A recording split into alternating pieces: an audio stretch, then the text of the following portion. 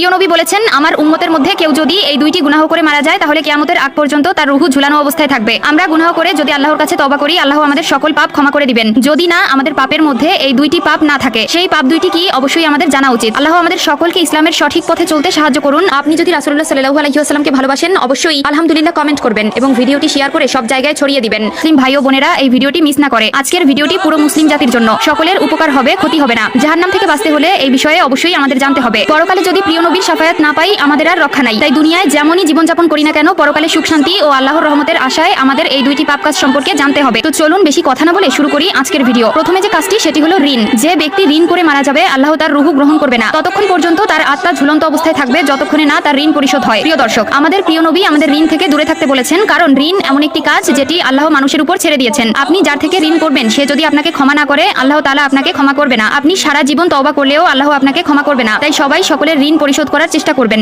ঋণ করে মারা গেলে আর সেই ব্যক্তি যদি আপনাকে ক্ষমা না করে, তাহলে আপনি কখনোই জান্নাতের আশা করতে পারবেন না। তাই ঋণ থেকে দূরে থাকাই আমাদের জন্য উত্তম। কারো হক নষ্ট করে নিজেকে মহান ভাবলে সেটা আপনার জন্য একটি বোকামি হবে। যদি আপনি ঋণ করে মারা যান এবং আপনার পরিবারের কেউ যদি সেই ঋণ পরিশোধ না করে, আর যে ঋণদাতা সে যদি তার ঋণ থেকে আপনাকে মাফ না করে দেয়, তাহলে আপনার জন্য জাহান্নাম নিশ্চিত। নয়তো হাসরের ময়দানে আল্লাহ তার কাছে আপনাকে পাঠাবে ক্ষমা চাওয়ার জন্য। কিন্তু আফসোস, হাসরের ওই কঠিন দিনে কেউ কাউকে চিনবে না, সকলে বলবে ইয়া নফসি ইয়া নফসি, নিজে বাঁচি নিজে বাঁচি। 2 নম্বর যে পাপটি হলো সেটি হলো শিরক। আল্লাহ বলেছেন, আমি সকল গুনাহ মাফ করতে প্রস্তুত আছি, যদি না তোমার আমল